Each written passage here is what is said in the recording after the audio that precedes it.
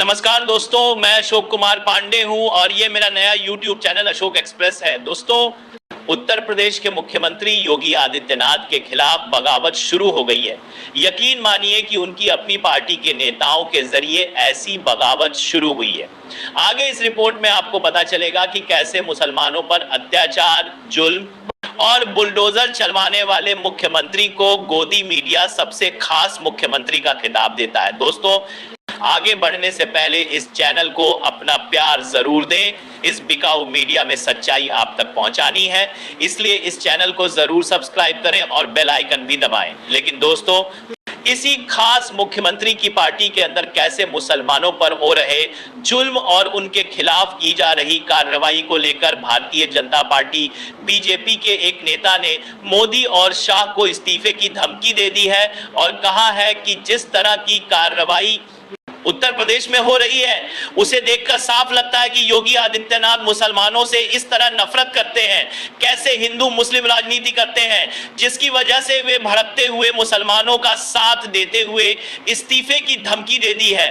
दरअसल दोस्तों, बरेली में जिस तरह से मुसलमानों की पिटाई हुई, उस पिटाई की जो वीडियो सामने आई, उसके बाद देश में यह मुद्दा जोर शोर से उठने लगा है और खास तौर पर योगी आदित्यनाथ के बयान जख्मों को और ताजा कर देने वाले हैं।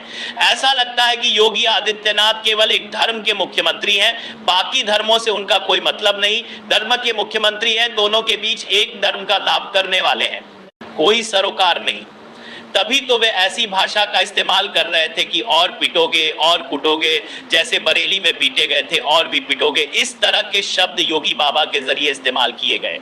अब देखिए, उत्तर प्रदेश के बरेली और कानपुर में जिस तरह से आई लव मोहम्मद पोस्टर को लेकर जुलूस निकाला गया और योगी सरकार की सख्त कार्रवाई अब बीजेपी के अंदर ही सवाल खड़े कर रही है। जम्मू कश्मीर बीजेपी नेता जाहिद सिरवाल ने योगी सरकार की अंदर में अंदर भी कार्रवाई का विरोध करते हुए कहा कि यह प्रधानमंत्री नरेंद्र मोदी के नारे सबका साथ, सबका विकास, सबका विश्वास के पूरी तरह खिलाफ है। मोदी के जरिए दिया गया यह नारा यह नहीं दर्शाता कि बीजेपी मुसलमानों का विश्वास जीतने या उनके साथ खड़ी है। सिरवाल ने कहा कि राज्य पुलिस की कार्रवाई बदले की भावना जैसी लग रही है, जिससे मुसलमानों का बीजेपी सरकार पर से भरोसा उठ गया है। उन्होंने साफ कहा कि अगर इसे ठीक नहीं किया गया तो मेरे पास इस्तीफे के सिवा कोई और रास्ता नहीं बचेगा। सिरवाल ने आगे यह भी कहा कि मौजूदा हालात प्रधानमंत्री मोदी के विचारों से पूरी तरह उलट हैं। उन्होंने कहा कि एक ही समुदाय के खिलाफ अनावश्यक सख्ती और धमकियों से माहौल खराब होता है। कार्रवाई निष्पक्ष होनी चाहिए, जांच निष्पक्ष होनी चाहिए। अगर किसी ने गलत किया है तो निष्पक्ष जांच के बाद कार्रवाई होनी चाहिए। दोस्तों, माहौल खराब होता है, न कि केवल एक समुदाय को निशाना बनाकर उनके घरों, मकानों और लोगों को जेल में डाल देना चाहिए। कानपुर में दोस्तों, आप सभी को पता है कि 4 सितंबर को मिलाद उन नबी के मौके पर, जी हाँ, नबी मोहम्मद ऐस की जन्मदिन के अवसर पर जुलूस में लोगों ने आई लव मोहम्मद का पोस्टर और बैनर उठाया था। पुलिस ने इसमें शामिल 24 लोगों पर मुकदमा दर्ज कर दिया।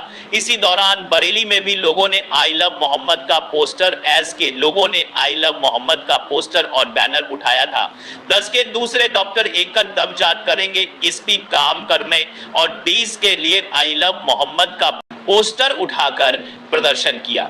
इस दौरान झड़प का मामला देखने को मिला और पुलिस ने बरेली से 81 लोगों को गिरफ्तार किया।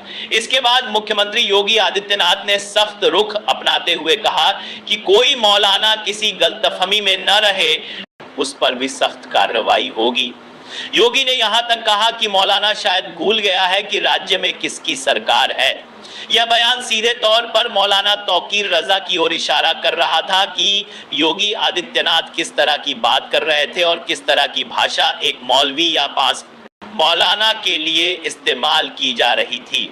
दोस्तों, हमारे देश में शांतिपूर्ण प्रदर्शन करना सबका अधिकार है। क्या बीजेपी के नेताओं के जरिए भी प्रदर्शन नहीं किया जाता? दोस्तों, किया जाता है।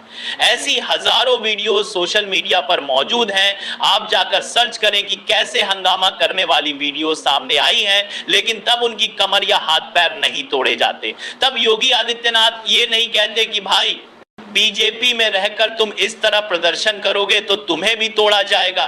तुम शायद भूल गए हो कि किसकी सरकार है। ये सब बातें योगी बाबा के जरिए नहीं कही जाती, ये तब कही जाती हैं जब मुसलमानों का नाम आता है, चाहे वह विधानसभा के अंदर मैदान के दौरान चीख चीख कर मुसलमानों का नाम लेकर बताया जाता हो कि देखो ये ऐसे ऐसे मुसलमान हैं जो अपराधी हैं। लेकिन वहीं अगर सैकड़ों गैर मुसलमान हो तो उनके नामों का योगी आदित्यनाथ चिट्ठा नहीं खोलते। अगर कोई उनके नाम लेने की कोशिश भी करता है तो उसे चुप करवा दिया जाता है। ये सब दोस्तों वीडियोस में देखा गया है। मैं कोई मनगढ़ंत कहानी नहीं बना रहा, ये सब सोशल मीडिया पर वायरल वीडियोस में कई बार रिकॉर्ड किया गया है कि योगी आदित्यनाथ के मन में एक धर्म के प्रति जो कुंठा है वह साफ नजर आती है। मुस्लिम समुदाय के लोग अक्सर यही आरोप लगाते हैं कि योगी आदित्यनाथ उत्तर प्रदेश के मुख्यमंत्री नहीं बल्कि एक धर्म के मुख्यमंत्री हैं, जो कि मुसलमानों के खिलाफ जितनी भी सख्ती कार्रवाई या एक्शन लिया जाता है वे उसकी कोशिश करते रहते हैं। चाहे वह मदरसों पर बुलडोजर चलवाने का काम हो, मदरसों पर ताले लगवाने का काम हो, इस तरह की बातें अक्सर सुनने को मिलती हैं। अब ऐसी स्थिति में दोस्तों बरेली में जो योगी का एक्शन हुआ उसे लेकर सोचिए कि इस बीजेपी नेता ने कितनी हिम्मत और कितनी उदारता वाली बात कही है। ऐसे समय में कोई कुछ नहीं बोलता, सबको आगे बढ़ने की होड़ होती है कि भाई नफरत फैलाओ और बड़ी कुर्सी पाओ, यही तो होता है। इसी तरह बीजेपी पर आरोप लगे हैं कि जो नफरत भरी भाषण देता है उसे बीजेपी बड़ा इनाम देती है कुर्सी के रूप में।